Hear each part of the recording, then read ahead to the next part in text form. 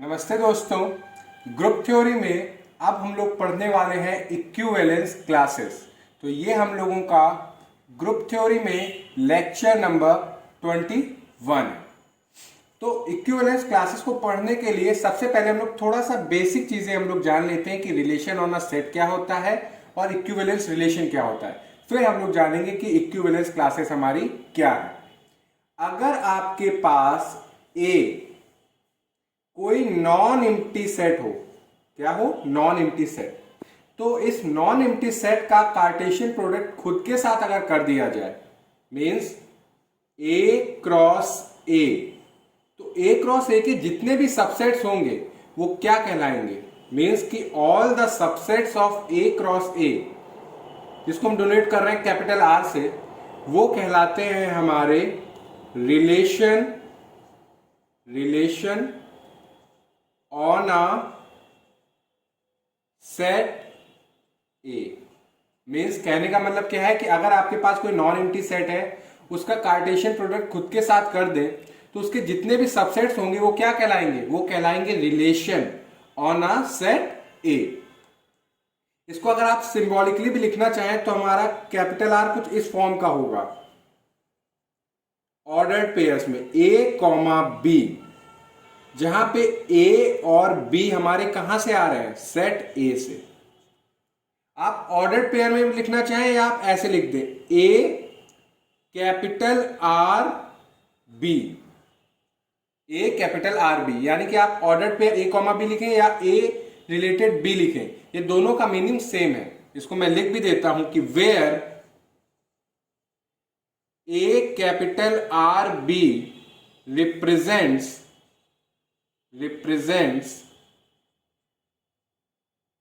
A is capital R related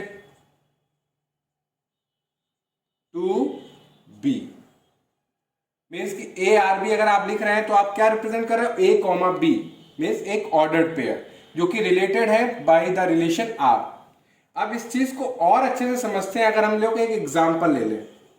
जैसे हमने एक एग्जांपल लिया, सेट ए जिसमें एलिमेंट है हमारे 1 2 4 16। अब क्या करिए? ए क्रॉस ए करिए, मतलब कि सेट ए का कार्टेशियन प्रोडक्ट खुद ही उसी सेट के साथ करिए। तो ए क्रॉस ए आपका कैसा होगा? ऑर्डर्ड पेयर्स होंगे सारे, तो हर एक एलिमेंट क्या होगा? सबसे के साथ क्या बनाएगा? एक ऑर्डर्ड पेयर।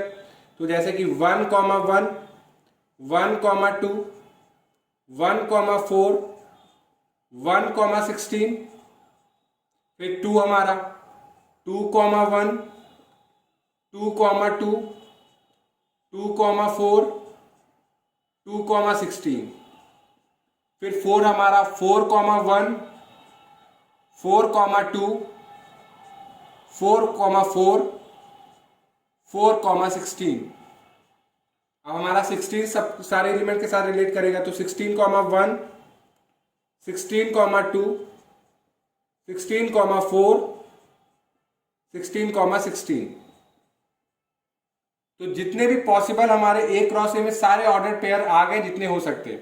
अब ए क्रॉस ए के जितने भी सबसेट होंगे वो क्या कहलाएंगे? वो कहलाएंगे हमारे रिलेशन ऑन अ सेट ए। आप इसको समझिए कि अगर ऑर्डर्ड पेयर में कोई दो एलिमेंट साथ में लिखे हुए हैं तो जरूर कोई ना कोई उनके बीच में एक रिलेशन होगा, तभी वो एक साथ रह पा रहे हैं। मतलब अगर एक छत के नीचे दो लोग रह रहे हैं तो उनके बीच में कोई ना कोई क्या होगा? रिलेशन होगा।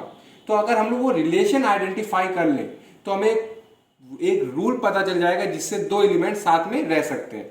अब जैसे हमारे पास ये सेट है, अब हमने इसके ऊपर एक रूल लगाया, वो क्या?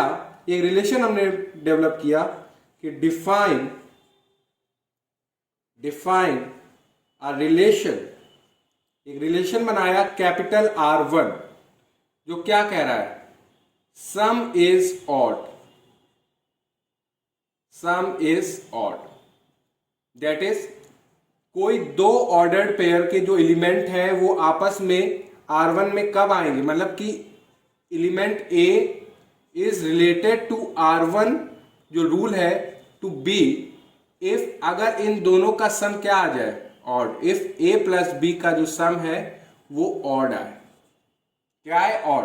मीन्स कि अगर डेट इज हमारे ordered pair A comma B belong करेंगे R1 में इफ ए प्लस बी हमारा कैसा हो? ऑड हो। R1 एक हमारा सेट है, उसमें सिर्फ और सिर्फ वही ऑर्डर्ड पेयर आएंगे जिनका आपस में सम क्या हो? ऑड। तो ठीक है, हमारा सेट ये है, तो इसमें कैसे कैसे एलिमेंट आएंगे? एक आएगा 1 कॉमा 1 आएगा? जी नहीं आएगा, क्योंकि 1 प्लस 1 करेंगे तो 2 होता है और 2 हमारा इवन है। तो इसमें आएगा 1 कॉमा 2, 1 कॉमा 4। आप देख लीजिए 1 प्लस 2 3 होता है, ऑड है। 1 प्लस 4 हमारा 5 होता है, ऑड है। 1 कॉमा 16 हमारा 17 होता है, ऑड है। 2 कॉमा 1 हमारा आ जाएगा, क्योंकि 2 प्लस 1 3 होता है, ऑड है।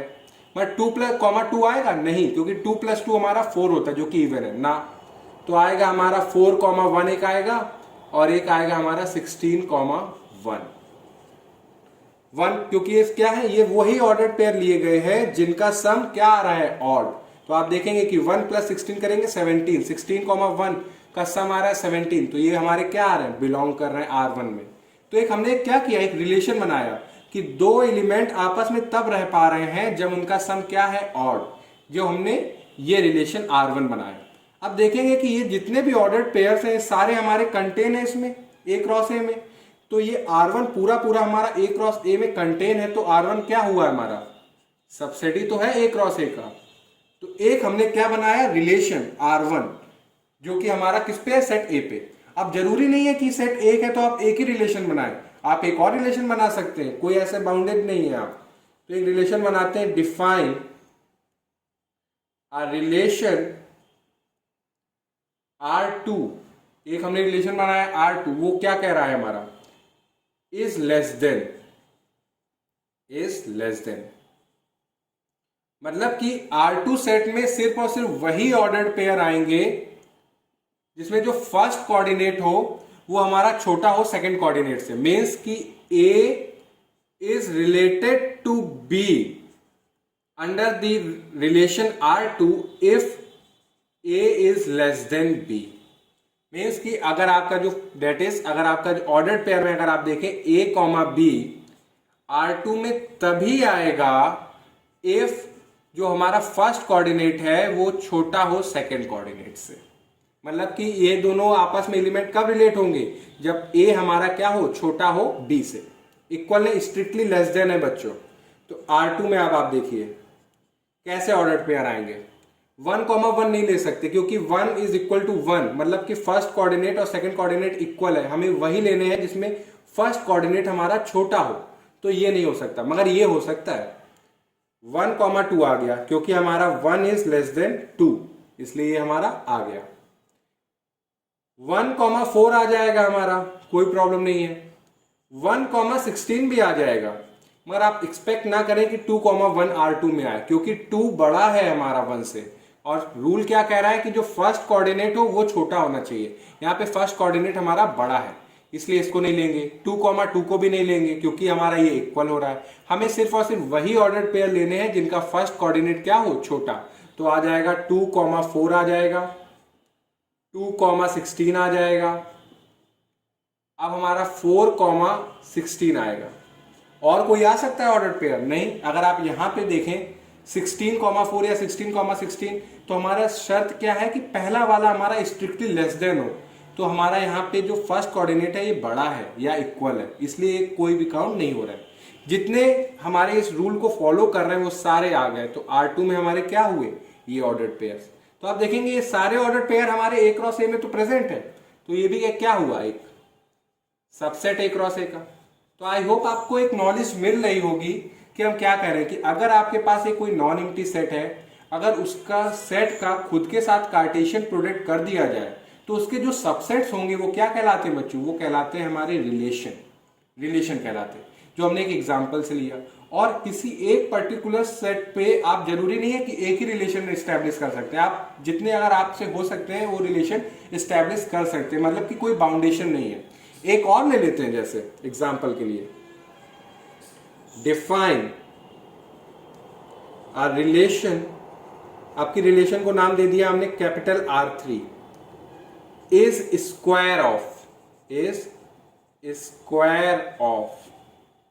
दैट इज ए हमारा रिलेट करेगा बी से, यानी कि ए बी का रिश्तेदार होगा under the relation R3, A is related to B under the relation R3 if हमारा जो बी है वो क्या हो, ए स्क्वायर के बराबर। मीन्स कि हमारा जो फर्स्ट कोऑर्डिनेट है उसका जब स्क्वायर कर दिए तो हमारे बी के सेकंड कोऑर्डिनेट के इक्वल हो, that is A comma B हमारा R3 में तभी बिलोंग करेगा जब हमारा जो b है वो ए स्क्वायर के इक्वल हो। मीन्स कि हमारा जो सेकंड कोऑर्डिनेट है वो स्क्वायर है फर्स्ट कोऑर्डिनेट का। तो R3 में कैसे आ सकते हैं बच्चों ये, तो इसमें 1,1 आएगा, क्योंकि आप देखेंगे कि फर्स्ट कोऑर्डिनेट 1 का स्क्वायर करेंगे तो आएगा 1। इसमें 2,4 आ जाएगा, क्योंकि आप जब 2 का स्क्वायर करेंगे तो आएगा हमारा 4। आपका इसमें 4,16 आ जाएगा, क्योंकि जब आप 4 का स्क्वायर करेंगे तो क्या आएगा 16। तो हमारे R3 में कैसे आ रहे हैं, मतलब कि स्क्वायर, मतलब कि जो सेकंड कोऑर्डिनेट है वो स्क्वायर है किसका, फर्स्ट कोऑर्डिनेट का। तो आप देखेंगे कि ये सारे ऑर्डर्ड पेयर भी हमारे ए क्रॉस ए में प्रेजेंट है। तो R3 भी हमारा क्या है, ए क्रॉस ए का सबसेट। तो ये R1 R2 R3 ये क्या है हमारे, ये रिलेशन है किस पे, हमारे सेट ए पे, क्योंकि हमारा जो सेट दिया हुआ है सेट ए के, जो हमने एक रिलेशन में, मतलब आप ये समझिए कि अगर दो एलिमेंट एक ऑर्डर्ड पेयर एक छत के नीचे रह रहे हैं तो उनके बीच में कोई ना कोई एक हमने क्या बनाया होगा, एक रूल, एक नियम बनाया होगा जिसकी वजह से वो दोनों साथ में रह रहे हैं। तो वो नियम क्या है, कभी अगर सम उनका ऑड आ जाए, या एक छोटा हो दूसरे से, या एक स्क्वायर हो दूसरे का, ऐसे आप ऐसे खुद कितने भी चाहे उतने बना सकते हैं। तो आई होप अगर अब हम लोग आगे चल के ए कैपिटल आर बी लिखें तो आपको इस चीज की नॉलेज हो रही होगी कि हम कहना क्या चाह रहे हैं। हम कहना चाह रहे हैं कि ए कॉमा बी हमारा बिलोंग कर रहा होगा रिलेशन आर में। तो ये हमारा क्या होता है, रिलेशन। मतलब कि आप दो एलिमेंट को पकड़ के रखे हुए हैं तो कोई ना कोई रिश्ता होगा, उसकी वजह से दोनों साथ में हैं आपके, तो वो रिश्ता हमारा क्या है, रिलेशन, कैपिटल आर। तो आई होप आपको एक रिलेशन का बेसिक ओवरव्यू हो गया है कि रिलेशन हमारा क्या होता है। तो ये हमारा पहला सेगमेंट खत्म होता है। अब आते हैं दूसरी चीज पे। अब देखिए बच्चों, अगर आपके पास ए एक नॉन एम्प्टी सेट है, ठीक है, बात हुई। आप जानते हैं ए क्रॉस ए के जो सबसेट्स होते हैं वो क्या कहलाते हैं बच्चों, रिलेशन ऑन अ सेट ए। अब हम कह रहे हैं, यहां से अब देखिएगा कि ये जो हमारा रिलेशन है, रिलेशन, ये हमारा बच्चों रिफ्लेक्सिव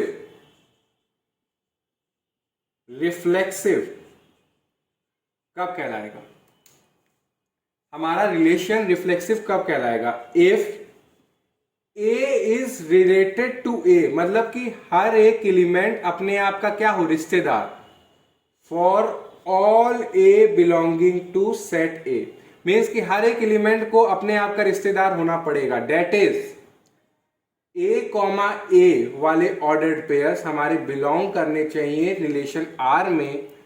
तो वो रिलेशन हमारा क्या कहलाने लगेगा, reflexive, for every A belonging to set A. मीन्स कि हमारा रिलेशन रिफ्लेक्सिव कब है, जब हर एक एलिमेंट, जो सेट ए के जितने भी एलिमेंट हैं वो अपने आप में क्या हो, एक दूसरे के रिश्तेदार, अपने आप के रिश्तेदार होना चाहिए। तो वो अगर हो पाता है तो हमारा रिलेशन रिफ्लेक्सिव कहलाएगा। अब डेफिनेशन क्लियर नहीं हो रही है, मगर अभी जब एग्जांपल लेंगे तो आपको ये चीज क्लियर हो जाएगी। तो अभी हम पहले डिफाइन कर लेते हैं। दूसरा, हमारा रिलेशन सिमेट्रिक कब कह रहा है, रिलेशन इज सिमेट्रिक इफ अगर आपके पास A is related to B, यानी कि A B का रिश्तेदार है, देन ये इंप्लाई करना चाहिए कि B भी A का रिश्तेदार हो। मीन्स कि B is related to A। अगर आप इसको ऑर्डर पेयर में देखें, अगर A कॉमा B बिलोंग कर रहा है रिलेशन R में, तो ये अब शर्त हो गई है कि अगर इस रिलेशन को सिमेट्रिक होना है तो B कॉमा A को भी बिलोंग होना पड़ेगा उसी रिलेशन आर में। तो ये हमारा क्या हुआ, सिमेट्री। थर्ड, हमारा रिलेशन इज ट्रांजिटिव। क्या कहलाएगा, ट्रांजिटिव।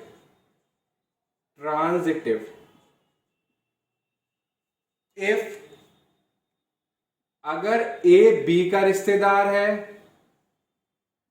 बी सी का रिश्तेदार है, तो ये इंप्लाई करना चाहिए कि ए सी का रिश्तेदार हो।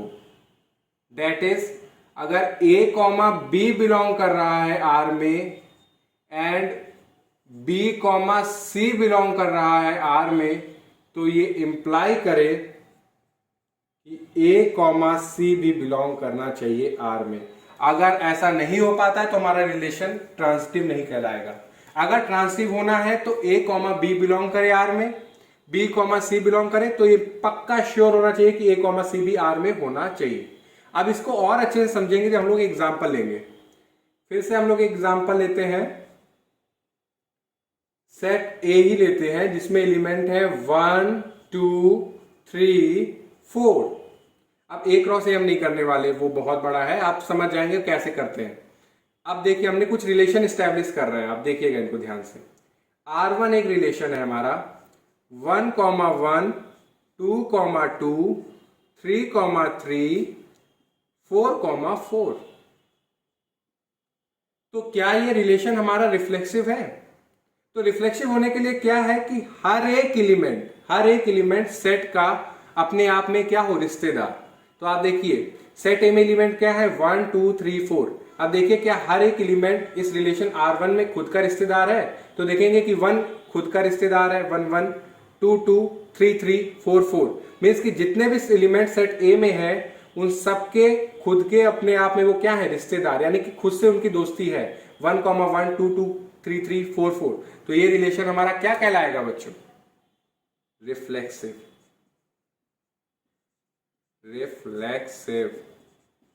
हमारा ब्लू मार्कर हमेशा नहीं चलता है।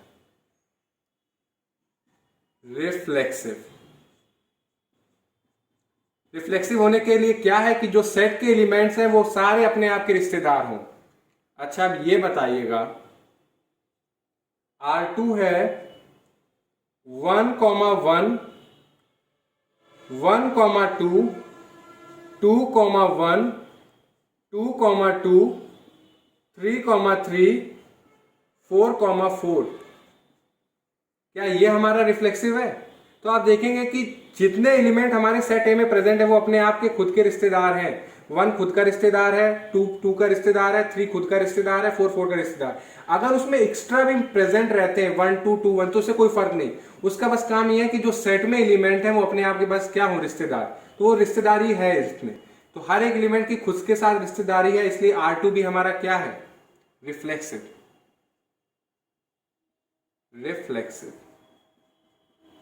अब जरा यहां पे चेक करिए, ये हमारा जो R3 है 1 1 1 2 2 4 3 3 4 4। क्या ये हमारा रिफ्लेक्सिव है? तो देखेंगे कि सेट ए में हमारे एलिमेंट है 1 2 3 4, एक खुद का रिश्तेदार है, 3 का रिश्तेदार है, 4 खुद का रिश्तेदार है। मगर इसमें एक चीज की मिसिंग है, 2 हमारा सेट ए में प्रेजेंट है मगर 2 खुद का रिश्तेदार इसमें है ही नहीं, मतलब 2 2 प्रेजेंट ही नहीं है इसमें। तो ये रिलेशन हमारा रिफ्लेक्सिव नहीं हो पाएगा। This is not reflexive. क्यों नहीं हो पाएगा? As 2 2 doesn't belongs to R3 as 2 belongs to set A। दो हमारा जो 2 है वो सेट ए में प्रेजेंट है मगर 2 2 मतलब कि 2 खुद का रिश्तेदार रिलेशन R3 में नहीं है, इसलिए हमारा रिफ्लेक्सिव नहीं है। अब जरा आते हैं रिफ्लेक्सिव। आई होप आपको क्लियर हो गया होगा कि रिफ्लेक्सिव होने के लिए सेट ए के जितने भी एलिमेंट हैं फॉर ऑल वो खुद के रिश्तेदार होने चाहिए। तो ये यहां पे फुलफिल हो रहा है, यहां पे फुलफिल हो रहा है, यहां पे नहीं हो रहा, इसलिए ये हमारा रिफ्लेक्सिव नहीं है। अब आता है R4 में हमने लिया 3 4 4,3। अब जरा ये बताइए कि हमारा ये जो R4 है ये सिमेट्रिक है? सिमेट्रिक होने के लिए क्या है बच्चों कि अगर A, B बिलोंग करे तो B, A भी होना चाहिए। तो आप देखेंगे कि 3,4 अगर बिलोंग कर रहा है R4 में तो 4,3 भी तो है, तो ये हमारा सिमेट्रिक हो गया, सिमेट्रिक हो गया। अच्छा जरा ऊपर आइए, क्या R1 हमारा सिमेट्रिक हो सकता है? 1,1, 2,2, 3,3, 4,4। तो अब यहां पे कहेंगे कि यहां पे आप देखें बच्चों, यहां पे कोई A, B फॉर्म का एलिमेंट नहीं है, यहां पे A, A फॉर्म का एलिमेंट है। तो यहां पे कोई कंडीशन ही नहीं आई जिसकी वजह से हम चेक कर पाए कि वो सिमेट्रिक होना है कि नहीं। तो ये हमारा क्या होगा? सिमेट्रिक। अगर आपको इसको समझना है तो एक अच्छा एग्जाम्पल रहता है कि आप जहां भी जाते हैं, मॉल्स में या आप एयरपोर्ट में या रेलवे स्टेशन में, तो आप देखते होंगे कि मेटल डिटेक्टर लगा रहता है, मेटल डिटेक्टर लगा रहता है। तो उसका काम क्या रहता है कि जब भी कोई इंसान उससे पास होता है, अगर वो ब्लिंक करता है तो मतलब कि आपके पास कोई मेटल की चीज है, तो वो क्या करता है? सिक्योरिटी को अलर्ट देगा। सिक्योरिटी को वो जब अलर्ट देगा तो आपकी क्या होगी? चेकिंग होगी। अगर आप उसमें पास होते हैं और वो ब्लिंक नहीं करता है तो आप सिक्योरिटी को अलर्ट जाएगा नहीं, आप स्मूथली जा सकते हैं अंदर। तो जैसे कि आप देखें, जो मेटल डिटेक्टर की ब्लिंकिंग है, मतलब ब्लिंकिंग, ब्लिंकिंग ऑफ लाइट, ये आप मान के चलिए हमारा A, B है, उसको हमने नाम दे दिया A, B।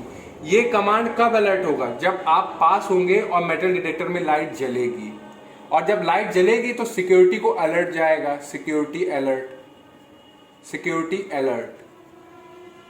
तब यानी कि सिक्योरिटी अलर्ट को हमने नाम दे दिया B, A, एक तरह से कोडिंग की तरह कि पास हुए, लाइट जली तो सिक्योरिटी को अलर्ट होगा, तो आपकी क्या होगी? चेकिंग।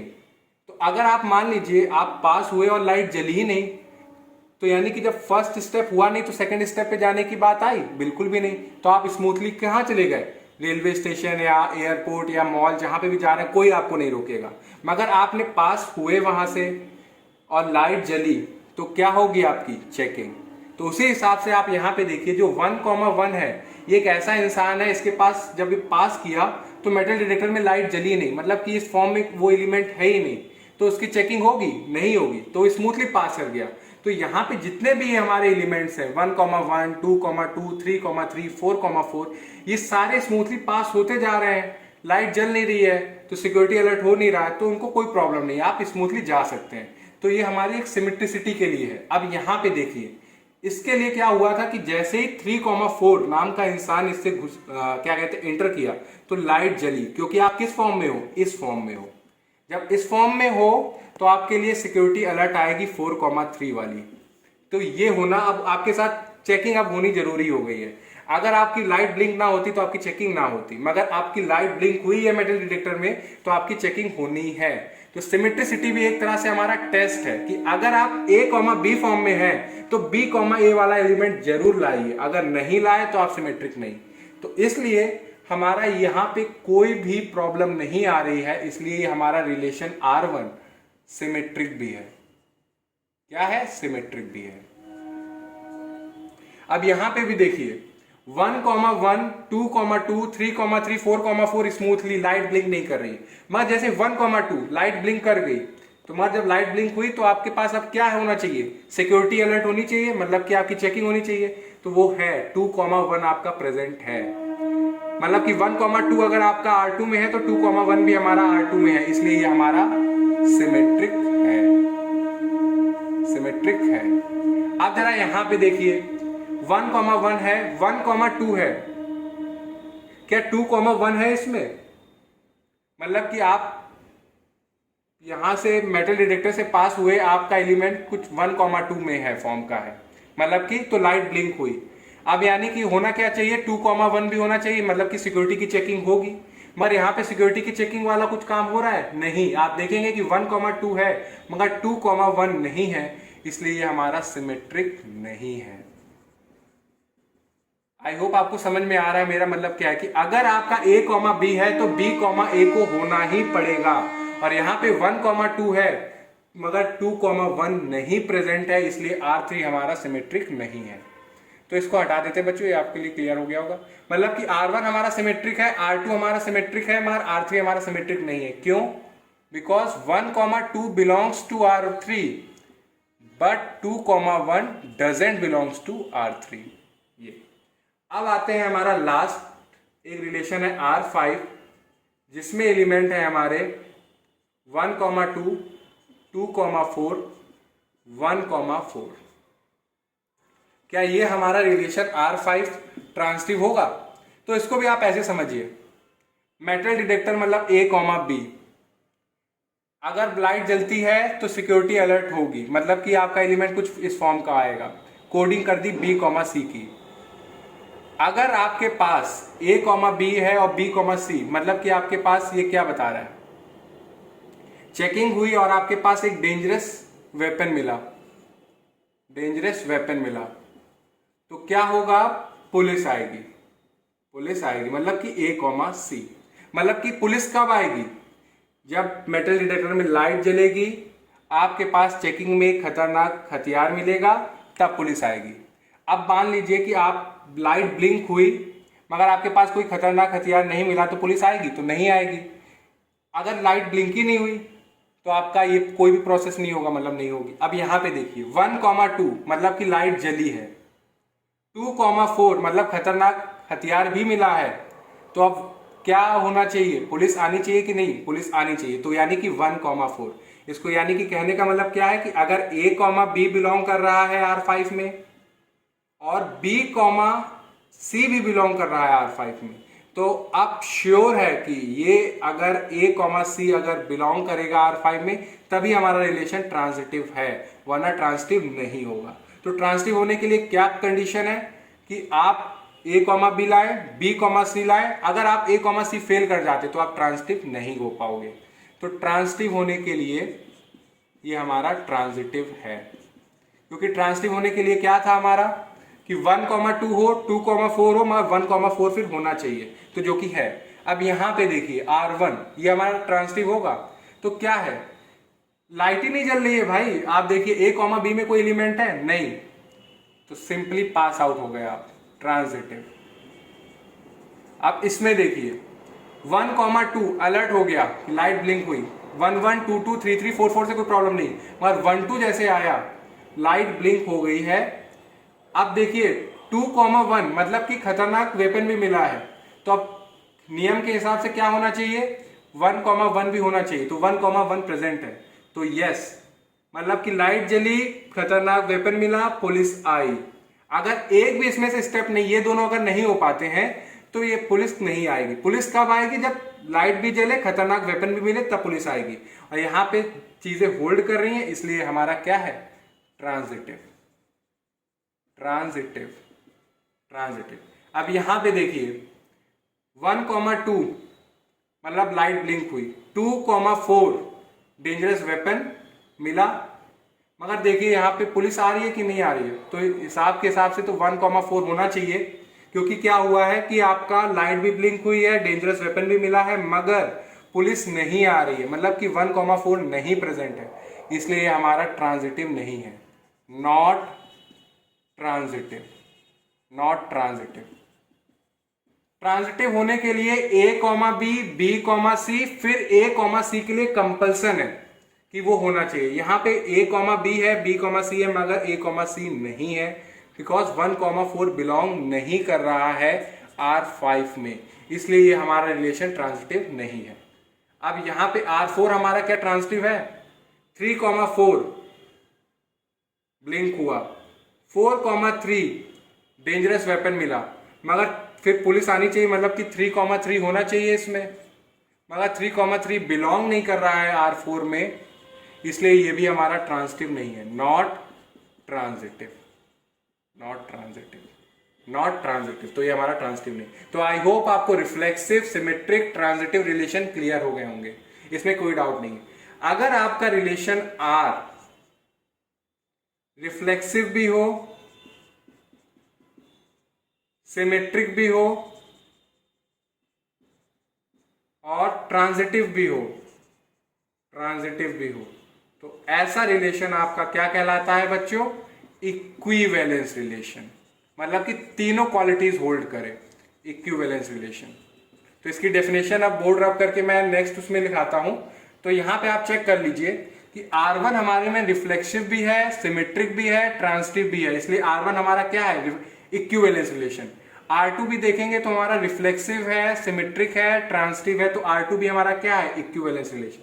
मगर R3 हमारा ना रिफ्लेक्सिव है, ना ट्रांसिटिव है, ना सिमेट्रिक है, तो ये हमारा इक्विवेलेंस रिलेशन नहीं है। R4 हमारा सिमेट्रिक है, ना ट्रांजिटिव है, ना ही रिफ्लेक्सिव है, इसलिए ये भी हमारा इक्विवेलेंस रिलेशन नहीं है। R5 हमारा ट्रांजिटिव है, मगर क्या हमारा रिफ्लेक्सिव है, नहीं। रिफ्लेक्सिव कब होगा, जब आपका इक्विवेलेंस कब होगा, जब आपका रिफ्लेक्सिव भी होल्ड करे, सिमेट्रिक भी होल्ड करे, ट्रांजिटिव भी होल्ड करे। तो यहां पर R1 और R2 हमारे क्या है, इक्विवेलेंस रिलेशन, मतलब वो रिलेशन जिसमें ये तीनों होल्ड कर जाए, रिफ्लेक्सिव, सिमेट्रिक, ट्रांजिटिव, वो रिलेशन हमारा कहलाता है इक्विवेलेंस रिलेशन। अब बोर्ड रब करके वो आपको मैं लिखाता हूं। तो बच्चों, अभी हम लोगों ने देखा कि अगर आपके पास कोई सेट है, नॉन एम्प्टी सेट, अगर आप उसका कार्टेशियन प्रोडक्ट करते हो तो जो भी कार्टेशियन प्रोडक्ट के सबसेट्स होते हैं वो क्या कहलाते हैं, रिलेशन। और हमारा रिलेशन इक्विवेलेंस रिलेशन कब कहलाता है, अगर हमारा रिलेशन रिफ्लेक्सिव हो, सिमेट्रिक हो, ट्रांजिटिव हो। तो इक्विवेलेंस रिलेशन की जो डेफिनेशन है वो आप देखिए क्या होती है, इक्विवेलेंस रिलेशन। इक्विवेलेंस रिलेशन, तो इक्विवेलेंस रिलेशन कहता है कि रिलेशन हम लोग वर्ड अच्छे से जान गए हैं, capital R on a set A, on a set A is said to be an equivalence relation if it is reflexive, जो कि हम लोगों ने अभी जाना कि रिफ्लेक्सिव रिलेशन क्या होता है, सिमेट्रिक, जो हमने देखा भी कि सिमेट्रिक भी हमारा क्या होता है, एंड ट्रांजिटिव। तीनों हम लोगों ने बहुत अच्छे से समझे, इन पे एग्जाम्पल भी किए और हमने देखा कि कौन सा रिलेशन हमारा इक्विवेलेंस रिलेशन है। अब इक्विवेलेंस रिलेशन से ही हमारा क्या आता है, इक्विवेलेंस क्लासेस। अब बताइए, इक्विवेलेंस क्लासेस चाहते तो हम डायरेक्टली बता सकते थे, मगर उसमें वो चीज से आपको ऐसे समझ में ना आता, जब हम इक्विवेलेंस वर्ड ना क्लियर कर पाते। तो XRA जो भी यूज करेंगे उसके लिए बहुत जरूरी था कि आपको एक ब्रीफ ओवरव्यू दे। तो अब हम लोग पूरी तरह से तैयार हैं इक्विवेलेंस क्लासेस को समझने के लिए। अगर आपके पास एक इक्विवेलेंस रिलेशन दिया जाए, let capital R be an equivalence relation, equivalence relation. अब आप सिर्फ ये नहीं कह सकते कि आपको इक्विवेलेंस रिलेशन नहीं पता। हम लोग इस मुकाम पे हैं कि हम लोग जानते हैं कि इक्विवेलेंस रिलेशन क्या है। अगर late R be an equivalence relation on a non-empty set A and small a हमारा एक एलिमेंट है सेट A का, एंड एक आर्बिट्ररी एलिमेंट है, and small a belonging to capital A, then equivalence class जो होती है बच्चों, किसी पर्टिकुलर एलिमेंट की होती है। जैसे आपका एक नॉन एम्प्टी सेट दिया हुआ है तो इसका एक पर्टिकुलर हमने एलिमेंट निकाला, उसके अबाउट हमारी इक्विवेलेंस क्लास होगी। तो जैसे हमारे पास एक कैपिटल R एक इक्विवेलेंस रिलेशन दिया हुआ है, हमने हमारे पास जो सेट है उसका एक एलिमेंट हमने लिया स्मॉल a, तो हम कह रहे हैं कि equivalence class of A with respect to, जो हमारा गिवन रिलेशन होगा, with respect to capital R, जो कि हमारा रिलेशन दिया है, जो कि क्या है, इक्विवेलेंस रिलेशन। ये एक तरह का कलेक्शन है, is a collection of all those elements of set A which are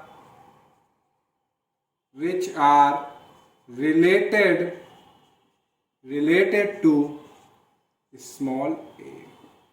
means equivalence class कोई, अगर हमारे पास इक्विवेलेंस क्लास बनाने की रेसिपी क्या है, आपको एक इक्विवेलेंस रिलेशन दिया जाए एक नॉन एम्प्टी सेट पे जो कि डिफाइंड हो, तो उस नॉन एम्प्टी सेट का आप एक एलिमेंट लीजिए, तो इक्विवेलेंस क्लास उस नॉन जो हमारा एलिमेंट है उसके अबाउट क्या होता है, वो सारे एलिमेंट का कलेक्शन सेट ए के जो कि रिलेटेड हो, यानी कि जो रिश्तेदार हो ए के, मतलब स्मॉल ए के। इसको डिनोट कैसे करते हैं, इट इज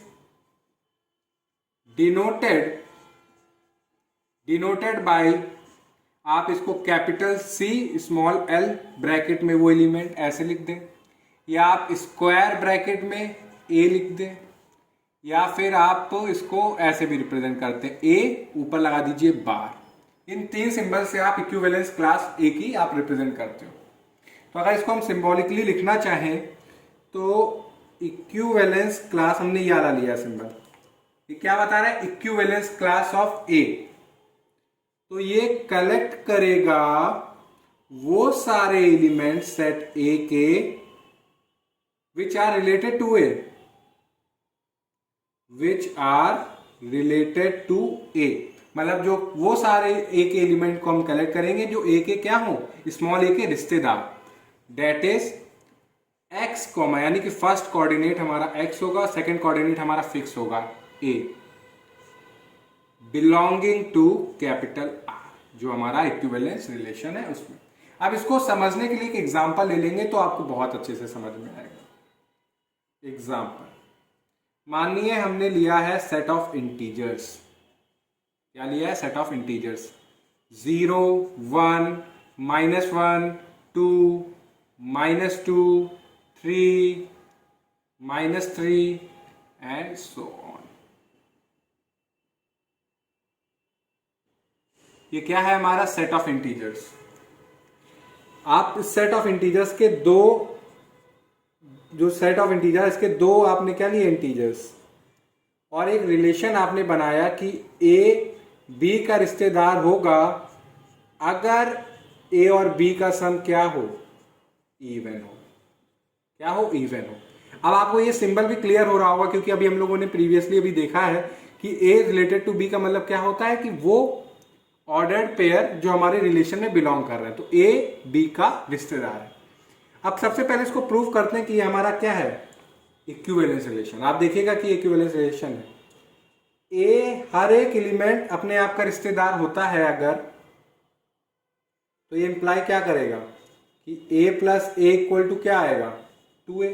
अगर हर एक एलिमेंट खुद का रिश्तेदार है तो मतलब क्या रिश्तेदारी में करना क्या है, दोनों का एलिमेंट का सम आना चाहिए इवन, तो ए का जब सम करेंगे तो आ रहा है 2a, और ये हमेशा क्या होता है, ऑलवेज इवन, ऑलवेज इवन। तो इससे क्या पता चला कि हमारा जो रिलेशन आर है ये क्या है, रिफ्लेक्सिव। सेकेंड, अगर ए बी का रिश्तेदार है दिया जाए अगर, तो ये क्या इंप्लाई करेगा कि ए प्लस बी हमारा क्या है, इवन। बच्चों एडिशन हमारा कम्यूटेटिव होता है तो b प्लस ए भी तो हमारा इवन होगा। अगर ऐसा है तो b भी तो a का रिश्तेदार हुआ, तो इससे क्या क्लियर हुआ कि r is symmetric, symmetric.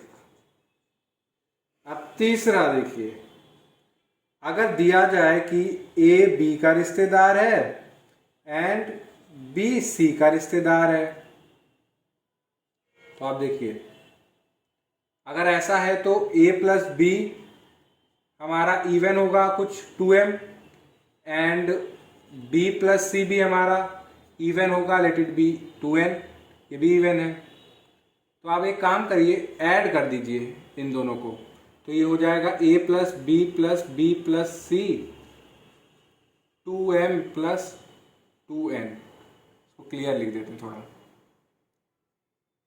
2m plus 2n।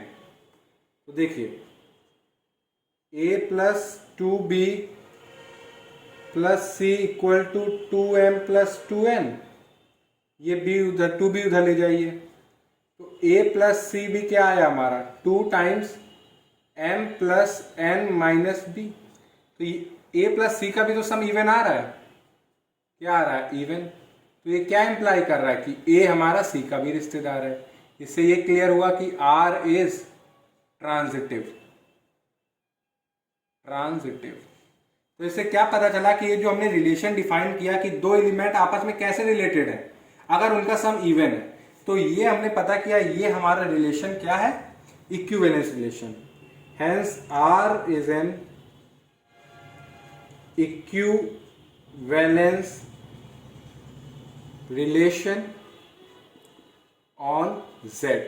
अब देखिए हमारे पास एक नॉन एम्प्टी सेट है, एक इक्विवेलेंस रिलेशन है जो कि डिफाइन है हमारे सेट पे। अब हम क्या सीखने वाले हैं, इक्विवेलेंस क्लास बनाना। अब देखिए 0 बिलोंग करता है सेट ऑफ इंटीजर्स में, आता है, तो अब हम लिख रहे हैं equivalence class of 0। Equivalence class of 0 means collection of those elements of Z of set of integers which are related to 0, जो 0 से रिलेटेड है। तो अब देखिए इसमें कैसे एलिमेंट आएंगे, हमें कलेक्ट करने हैं सेट ऑफ इंटीजर्स के वो एलिमेंट जो क्या हो 0 के रिश्तेदार। और अगर आपको 0 का रिश्तेदार होना है तो क्या कैसे होगे कि x प्लस 0 हमारा क्या आना चाहिए, इवन। तो आप वो x लीजिए जिनका जब 0 के साथ आप सम करें तो इवन आए। तो इसमें बच्चों आपका आएगा 0 खुद आ जाएगा, 2 आ जाएगा, 4 आ जाएगा। आप देखिए इसमें इसी यहां से सेट ऑफ इंटीजर से ही वो एलिमेंट ले रहे हैं जिनका 0 के साथ सम करने पे इवन है। तो -2 आ जाएगा, -4 आ जाएगा, और ऐसे करते करते हम लोग लेते चले जाएंगे 6 -6 8 -8 ऐसे। अब जरा लीजिए 1 भी हमारा बिलोंग करता है सेट ऑफ इंटीजर्स में। तो इक्विवेलेंस क्लास ऑफ 1 का मतलब कि वो सारे एलिमेंट कलेक्ट करिए, collection of those elements of Z of set of integers जो कि क्या हो एक के रिश्तेदार, which are related to 1। Means कि हम लोगों को कलेक्ट करने हैं वो सारे इंटीजर्स जो 1 के क्या हो रिश्तेदार में ही आते हैं, यानी कि रिलेशन में आते हैं। दैट इज कि x प्लस 1 हमारा क्या हो इवन, x प्लस 1 हमारा क्या हो इवन।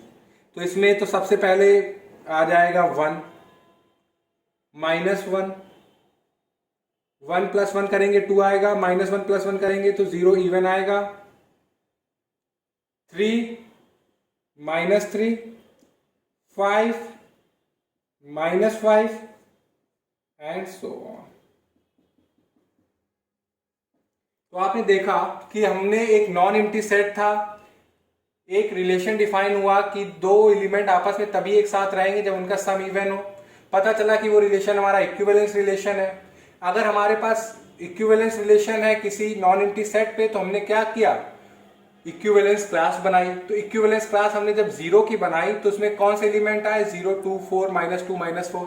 इक्विवेलेंस क्लास जब 1 की बनाई तो उसमें आए -5 -3 -1 1 3 5।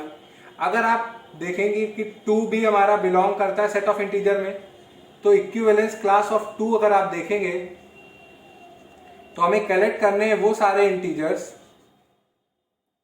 जिनका जो रिलेटेड हो 2, यानी कि जो 2 के रिश्तेदार हो। दैट इज x प्लस 2 हमारा क्या हो इवन। तो आप देखेंगे कि इसमें कौन से एलिमेंट आएंगे, इसमें वही आएंगे 0 आएगा, 2 आएगा, 4 आएगा, -2 आएगा, -4 आएगा। तो देखेंगे कि जो इक्विवेलेंस क्लास ऑफ 2 है वो इक्विवेलेंस क्लास ऑफ 0 के इक्वल आई है।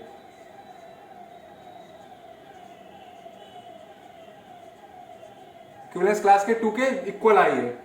अगर आप 3 देखें, 3 हमारा इंटीजर है, तो इक्विवेलेंस क्लास ऑफ 3 अगर आप देखेंगे तो हम लोग कलेक्ट करेंगे वो सारे इंटीजर्स जो क्या हो 3 के रिश्तेदार, डेट इज x+3 हमारा क्या हो इवन।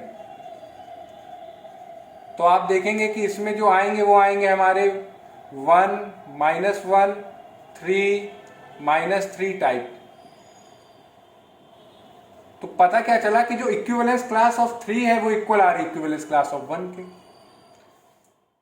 तो अगर आप और भी लेंगे तो ये हमारी इक्विवेलेंस क्लास 4 बराबर आएगी और यहाँ पे इक्विवेलेंस क्लास 5 के बराबर होंगी।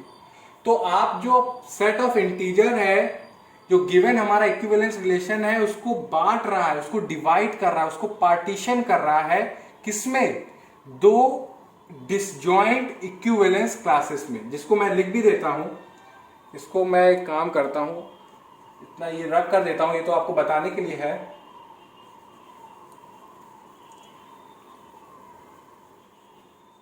इसको मैं लिखूं कि hence the equivalence relation under consideration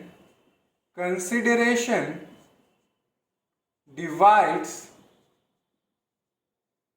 set of integer into 2 disjoint equivalence classes, that is 0 and 1। और आप देखेंगे कि ये दोनों इक्विवेलेंस क्लासेस हमारी, इनमें एक भी एलिमेंट कॉमन नहीं है। अगर आप इंटरसेक्शन करें equivalence class of 0 equivalence class of 1 तो आपको 5 मिलेगा, that is they are disjoint. दूसरा कि आपका ये जो रिलेशन इक्विवेलेंस रिलेशन है इसने सेट ऑफ इंटीजर्स को 2 भाग में बांट दिया, सेट ऑफ इवन इंटीजर्स जो कि इक्विवेलेंस क्लास ऑफ 0 में आ रहा है और सेट ऑफ ऑड इंटीजर्स जो कि इक्विवेलेंस क्लास ऑफ 1 में आ रहा है। और आपका सेट ऑफ इंटीजर्स अगर आप यूनियन करें इक्विवेलेंस क्लास ऑफ 0 का विथ इक्विवेलेंस क्लास ऑफ 1 तो वो पूरा पूरा क्या दे देगा, हमारा सेट ऑफ इंटीजर्स।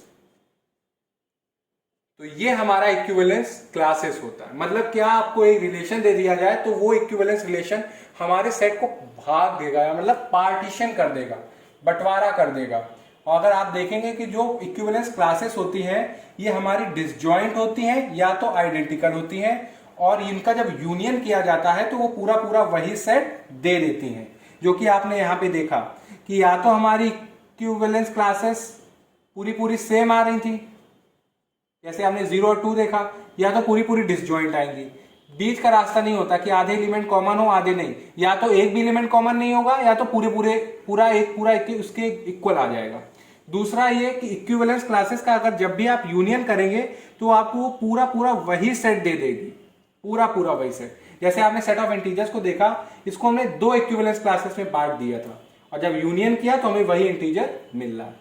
ये तो पहला एग्जाम्पल है और लेक्चर भी बहुत लंबा हो रहा है, मेरे को लग रहा है आपकी एनर्जी कम ना हो गई हो, इसलिए नेक्स्ट लेक्चर में भी हम लोग इक्विवेलेंस क्लासेस पे एग्जाम्पल लेंगे और आगे की कुछ कॉन्सेप्ट्स भी पढ़ेंगे। अगर इसमें आपको कहीं कोई डाउट हो या कोई चीज़ ना समझ में आए तो आप कमेंट सेक्शन में लिख के बताइएगा और अपना जोश हाई रखिएगा, क्योंकि जो नेक्स्ट लेक्चर है उसमें भी हम लोग यहीं से कंटिन्यू करने वाले हैं।